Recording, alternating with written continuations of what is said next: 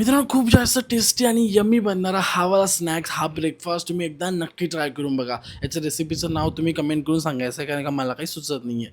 तव्यावरती मी थोडंसं बटर आणि थोडंसं ऑइल टाकतो आहे, मिक्स करून घेतो आहे, तेल गरम करून घेतो आहे. इथे 2-3 अंडे मी फोडून टाकतो आहे. मी 2च टाकतो आहे, तुम्ही 3 पण टाकू शकता. तुमच्यावरती तुम्हाला किती खायचे ते.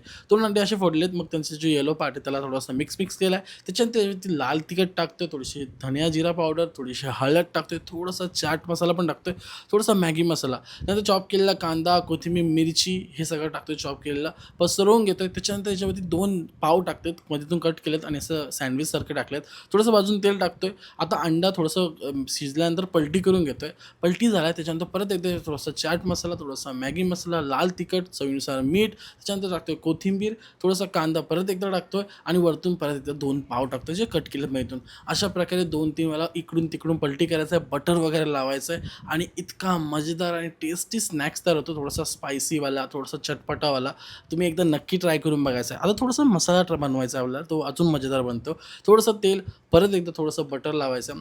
त्यानंतर जे चॉप केलेला कांदा टाकायचा, चॉप केलेली मिरची टाकायची, त्यानंतर अद्रक लसूणची पेस्ट टाकायची, ती थोडी मिक्स करून घ्या, थोडी शिजवून घ्या.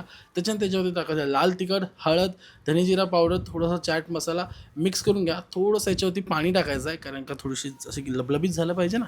पाणी टाकायचं आहे, मसाला शिजवून घ्यायचा आहे. देन हा मसाला पावावरती लावा, तसं मस्त अप्लाय करा, असं हलक्या हाताने जसं आपण सनस्क्रीन लावतो. त्याच्यानंतर आपल्याला मित्रांनो काढायचं गरम गरम चॉप बोर्डवरती घेतलेत, कट करायचं. त्यांना जेवढं पाहिजे तर कट करा, नाही तर असेच खा, तुमच्यावरती आहे. कट करा.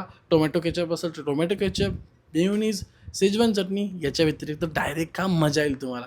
असं एक नंबर स्नॅक्स आहे हा, एक नंबर असा ब्रेकफास्ट आहे. तुम्ही घरी बनवा, टिफिनमध्ये न्या, लहान मुलांना द्या, कसंही खा, एन्जॉय करा.